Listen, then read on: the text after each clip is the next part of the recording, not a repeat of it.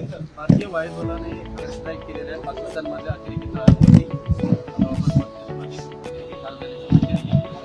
लष्कराने काही वेळापूर्वी पत्रकार मला काय आपल्याकडे भारतात जो आता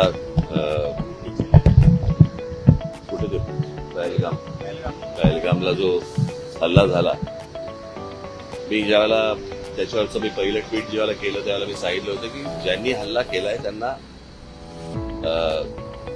ते अतिरेकी दहशतवादी जे कोणी असेल त्यांना आपण धडा शिकवला पाहिजे आणि अत्यंत कठोर असा की त्यांच्या पुढच्या पिढ्यांना लक्षात राहायला पाहिजे.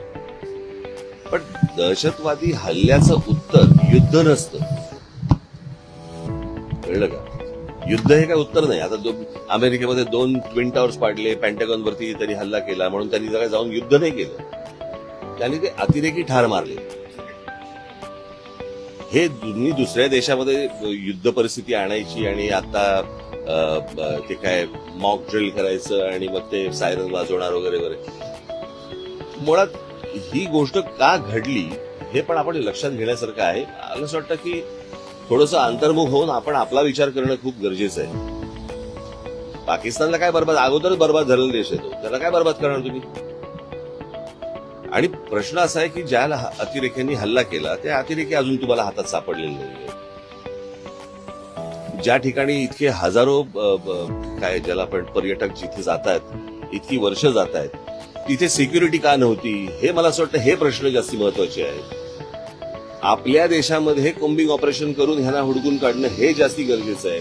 ते एअर स्ट्राईक करून लोकांना काहीतरी वेगळ्या ठिकाणी भरकटवून आणि असं हे काही युद्ध हे काय त्याचा पर्याय नाही होऊ शकत किंवा त्याचं उत्तर नाही होऊ शकत. आणि दुसरी गोष्ट म्हणजे आता कसं झालं या सगळ्या याच्यामध्ये कसं आहे, सरकारच्या चुका ह्या तुम्हाला दाखवल्याच पाहिजे.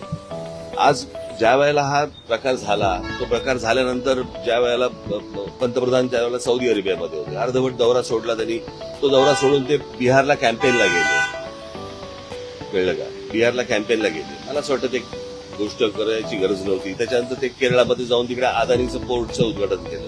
त्याच्यानंतर इकडे काहीतरी फिल्म इंडस्ट्रीसाठी काहीतरी वेव्हचा कार्यक्रम केला, तिकडे ते आले. इतकी जर गंभीर परिस्थिती आहे तर या गोष्टी टाळता आल्या असत्या. आणि त्याच्यानंतर येऊन ते काय मॉक ड्रिल करायचं आणि मग काहीतरी एअर स्ट्राईक करायचं, मला असं वाटतं की हे काही उत्तर नाही या गोष्टींवरचं.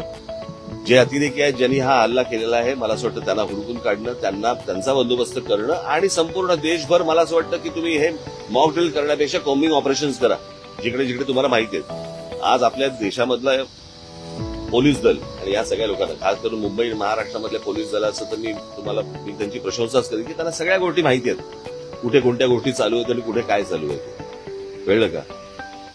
आज आपल्या देशातले प्रश्न संपत नाहीयेत आणि आपण काहीतरी युद्धाला आपण काहीतरी सामोरे जातोय. मला असं वाटतं ही काही योग्य गोष्ट नाही. आज नाक्यावरती ड्रग्ज मिळत आहेत, हे ड्रग्ज येत आहेत कुठून, काय येत आहेत, मला असं वाटतं या गोष्टींच्या खोलात तुम्ही जाणं गरजेचं आहे. लहान लहान पोरं आता ड्रग्ज घ्यायला लागली, शाळा कॉलेजमधली पोरं, ह्यांच्यापर्यंत ड्रग पोहोचतोय कसा, हे प्रश्न आता सगळ्यात महत्वाचे आहेत. युद्ध हे काही आता ह्याचं उत्तर नाहीये. एअर स्ट्राईकला ऑपरेशन सिंदूर असं नाव दिलेलं आहे. ते प्रश्न परत मी तेच सांगतो ना, हे काही नावं बिवं देऊन ह्याने काही भावनाचा काही विषय येत नाही. प्रश्न असा आहे की तुम्ही नक्की काय पाऊल उचलताय आणि इतके दिवस जे काही कार्यक्रम जे झाले ह्या कार्यक्रमांची काही आवश्यकता नव्हती. नवीन घडामोडी पाहण्यासाठी आजच आम्ही मुंबईकर 24 तासला लाईक करा, सबस्क्राईब करा आणि अपडेट रहा.